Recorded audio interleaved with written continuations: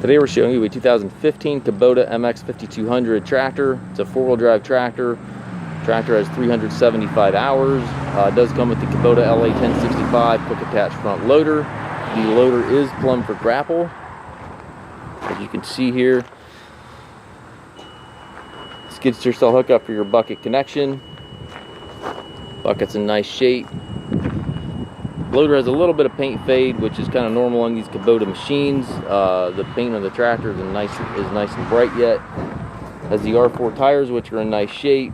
A little bit of a paint scuff here in the fender, pretty minor.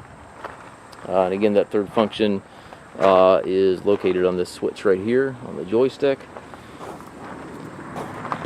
Has extendable 3-point arms on it, top link drawbar both with the machine, stabilizer bars are here. It's a nice clean tractor.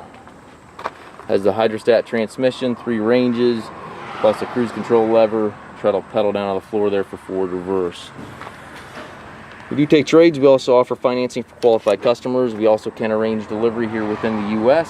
If you have questions regarding this tractor or any of our other used machines, please contact us at masttractor.com.